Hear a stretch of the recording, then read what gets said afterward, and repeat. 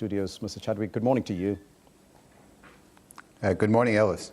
Now, the EU has decided against banning South Africa's oranges and other fruits. That must be a very big relief for the local farmers. Yes, it is a big relief. We've had a lot of uncertainty at the start of our season, not knowing quite what the EU is going to decide on. So that now that a decision has been made, we can get on with the season and make sure that we comply with those requirements. Now, first and foremost, what causes this citrus black spot? It's basically a fungus on the skin of the fruit. So, your visuals early on had very unsightly fruit. It never gets really that bad. That's if the orchards are left completely untended, that you'll have such terrible lesions. Mm-hmm. But basically, it's a fungus on the surface of the fruit, and the black is the spores of that fungus. And it's caused by what? It's just caused by fungal growth on the skin of the fruit itself. Okay. Now, what lengths has the South African citrus industry gone to demonstrate their commitment and respect towards the EU's position? Yeah, look, this issue has been with us since 1992 when the EU harmonized their rules. And it's been escalated every year since then. And in the last couple of years, it's been intensified to a point where last year, for a very brief time, they actually banned us and restricted our access into the European Union.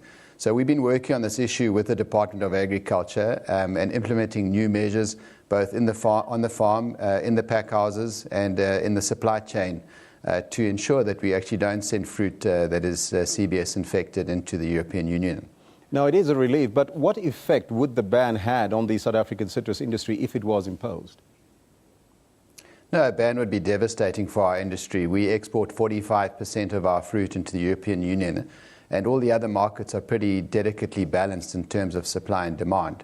So if we had to move any of that fruit out of the European Union and into those alternative markets, we'd find a domino effect where basically all the markets come under pressure and returns to the markets are reduced. And that will have an impact on the farmers' returns back home, their ability to obviously carry on with their business, to carry on employing the 100,000 people that are employed in the industry, and really the future of the industry would be at peril. So now we need to make sure that it doesn't happen. So what does the Citrus Growers Association plan on doing going forward towards ensuring that the full ban is not implemented? Yeah, we're working very hard with the Department of Agriculture Plant Health Department to ensure that we restrict our interceptions to as low as possible. Last year we exported 650,000 tons of citrus fruit into the European Union, and we got 35 interceptions. So in fact, that was a very small amount of interceptions that we did get. But we do realize that we need to improve.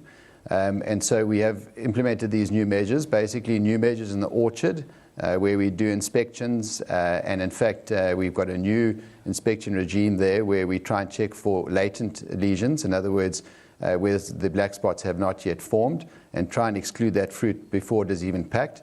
And then in the pack house we inspect and we take all the fruit out that is suspected to have CBS out of the system. Obviously earlier in the year we did orchard treatments. We spend about 300 million rand a year in terms of treatments in the orchards to ensure that citrus black spot actually doesn't inoculate the fruit. Is the EU South Africa's main exporter of citrus? Yes, it is our biggest export and has been for many years. It takes, as I said earlier, about 650,000 tons of fruit, or about 45%. The second biggest being the Middle East, which takes about 20%. So you can see the EU is by far our most important market. And our Africa intertrade? Very little at the moment. In fact, less than 1% goes into the rest of Africa.